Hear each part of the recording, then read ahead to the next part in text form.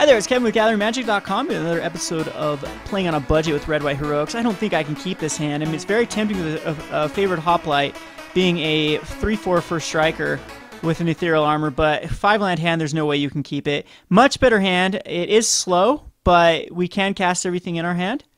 And our opponent did go to 6 as well. So we will see what we're up against. A Forest and an Elvish Mystic, so most likely to be monsters or GB Dredge. GB Dredge is everywhere lately online, so that was an awesome draw into the Soldier of the Pantheon. And we will not make that trade. So I think this is the Dredge. Ooh, now I have no clue what this is. Voice Resurgence, I gained some life. I think the right move here is just to throw out another White Source and a Soldier of the Pantheon. And again, at this point, I do think I just Ethereal Armor on a Soldier of the Pantheon, call it good. Keep him back. I don't want to go against. I think this is going to be a very aggressive kind of green-white beat-down deck, so I'm just going to leave our guy back. And next turn we can Fabled Hero and have two double strikers, and that will basically keep him down. He can't even attack with the Advent of the Worms, so pretty decent. And if it's like a Anax and Cymede here, I gain another life, and that'll be nice. 4. It's going to be probably a Plukranos. Eidolon of Countless Battles, that's cool. On his own guy, though. Again, I'm going to be able to deal with it. Especially with a Eidolon of Countless Battles hooked up to a Fabled Hero. So again, we will just... Ooh, so tempting to Soldier of the Pantheon on Voice Resurgence, but we'll keep it back. Now, he could put like an Unflinching Courage on his Elvish Mystic. So this is a very mirror-esque deck. The good news is my Madcap Skills finally have a time to shine, as I can hook this up to any one of these guys, and it's gonna be very, very lethal. Brave the Elements will also be very good. Name green, and I can get in there for currently for 4, 5, 6, 7, 8, 9. Brave the Elements is in my sideboard, so that's not the greatest idea. So a 7/7 first striker. At this point, I cannot kill, so I'll just take the damage. Go down to a 13. He only has one more card left in hand, and I mean I have this bad boy as well as an 8/8 first striker. Now, at this point, I might consider attacking in with both soldiers.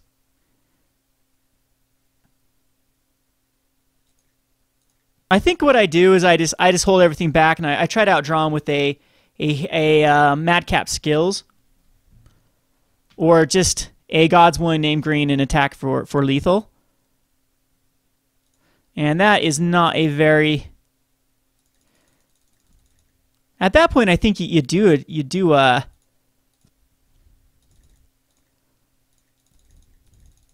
attack in. So very, very mirror deck. I'm afraid of like an Unflinching Courage a little bit. Witchstalker I'm not afraid of.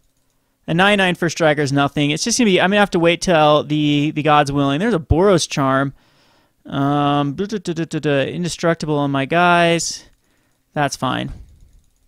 Again, we're just gonna have to wait out a Madcap Skills or a God's Willing. I guess you can block with the Fiendslayer Paladin. Again, if you're not on a non-budget list, Fiendslayer Paladin would be amazing. That would definitely put us over the top against those Boros or those burn decks. I didn't tape since I'm not trying to do duplicate matchups. I wanted to see different matchups. I did run against the Phoenix deck a number of times today. It seems like it's everywhere, the Phoenix burn deck, and Fiendslayer Paladin will definitely give us the edge against the deck. And maybe I'll try to find that matchup with...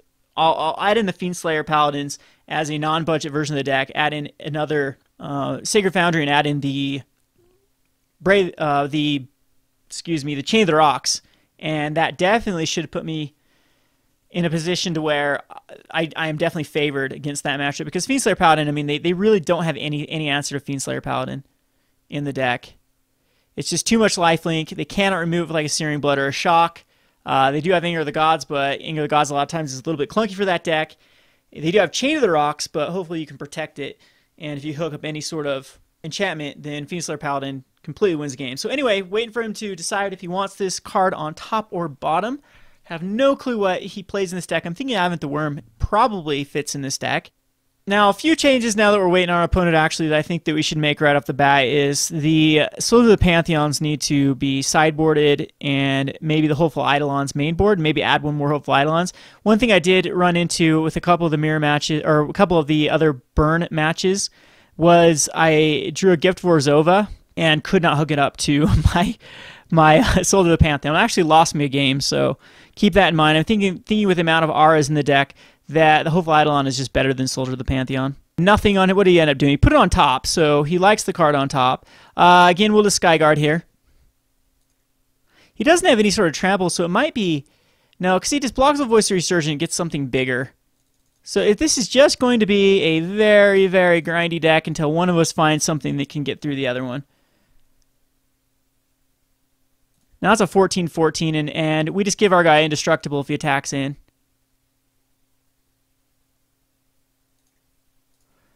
And we'll block with both of these. What can he do? Advent the Worm's not going to do it.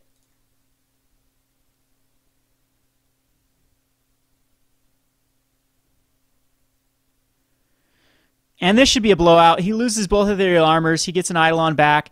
But, yeah, very, very bad attack in my opinion.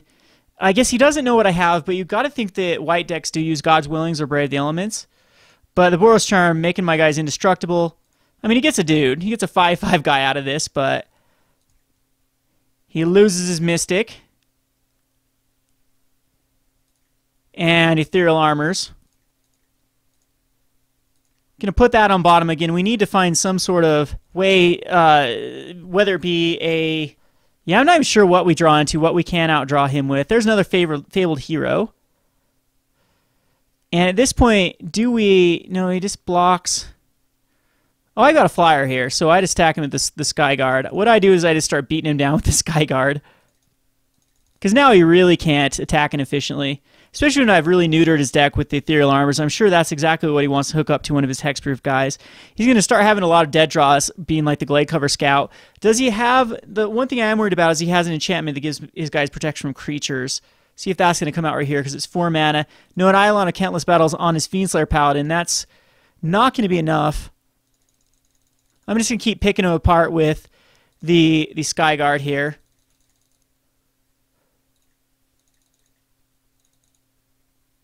And throw out another Soldier of the Pantheon. Again, a Brave the Elements wins us this game.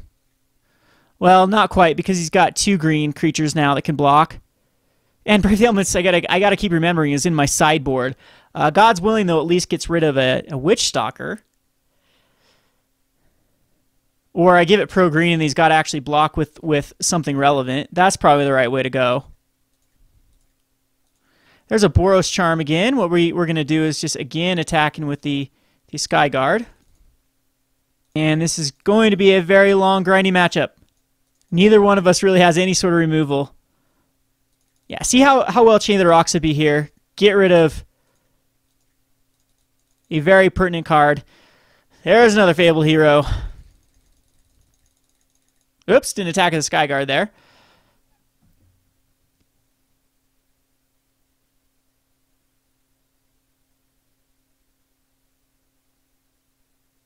So Holy Mantle's the card that I have to worry about. Hey, now I'm actually glad that...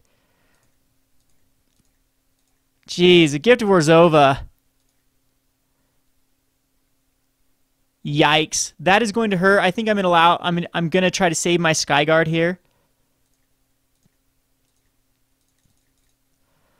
And maybe I need to start picking him apart with this Fabled Hero. He just blocks with the Voice of Resurgence, though.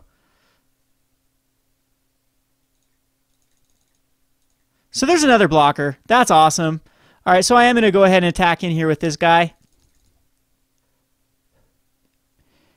Start eating down some creatures. It's going to be the Voice of Resurgence.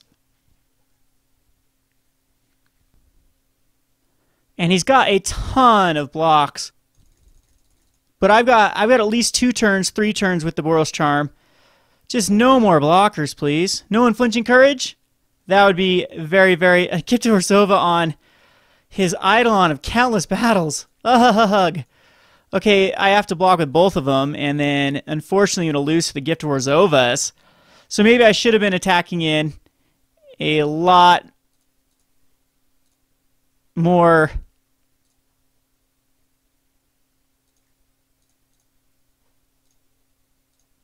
I'm going to give this indestructible because I want to find a Countless Idol of I want to find either Ethereal Armor or an Eidolon of Countless Battles to actually hook up to my Akroan Skyguard. So he goes up to 48 though. See what we draw. It's going to be a Hero of Iroas. That's definitely not very good. I'm attacking this guy. He's just going to block with like a Witch Stalker, I'm sure. The thing is though, if he wouldn't have blocked there, it would have been... Yeah, if I just draw God's Willing, it would have been up to a 20. A 19, that would have done 38 damage. So get that out of there. And we will cast this hero. And unfortunately, I got to make this block now on both these guys. He's going to gain an insane amount of life. And I do have to block both of them. And a Plains will not do it. Even an Alpha Strike will not do it. This is going to be game. As another Witch Stalker is going to bite the dust. Oh! What just happened there? With Witch Stalker dying, what?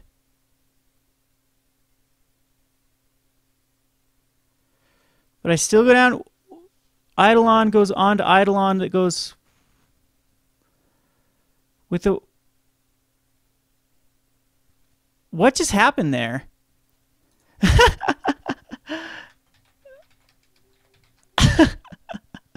I have no clue. I have no clue what just happened there. But I'm still dead anyway to an 8-8. And now it's a 9-9. Weird.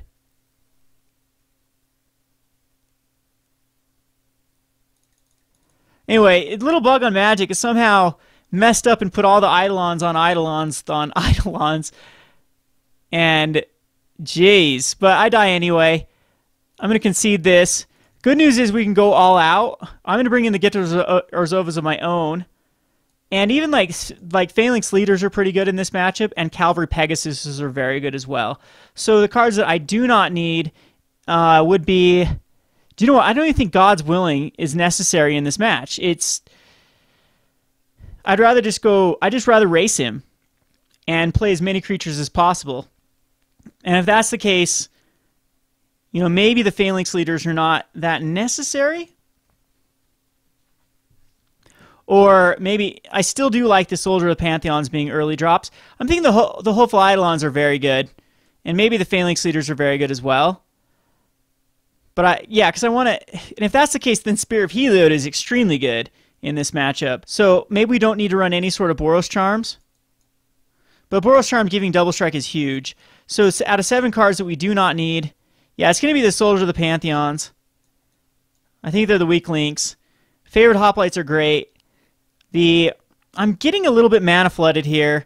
I'm going to drop a Plains to see how 20 works.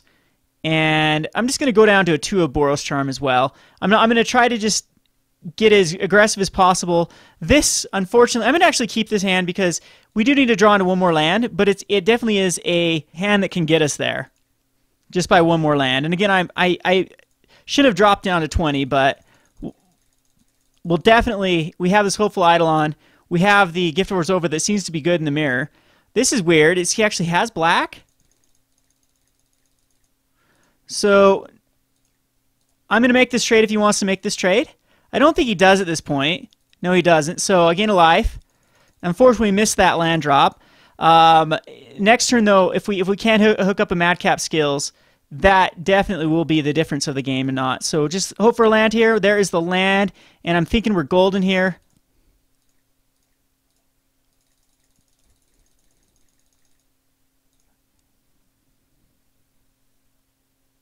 Unflinching Courage. This is definitely going to be a race. So what do I do here? I throw out another Madcap Skills.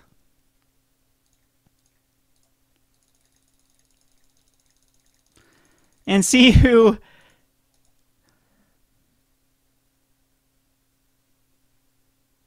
Countless, is he going to be able to Countless on his Witch Stalker? Ouch. So a 9-9. Okay. That's not a good card. So he's winning that little race.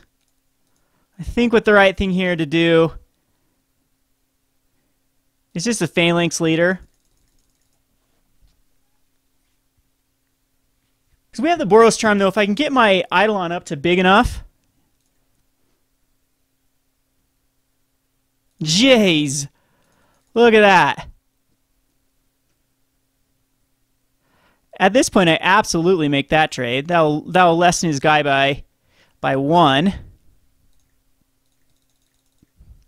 He's up to 29. So I need an Ethereal Armor here. Temple of Triumph. That will put a Plains on the bottom. I think I need to give my guy double strike here.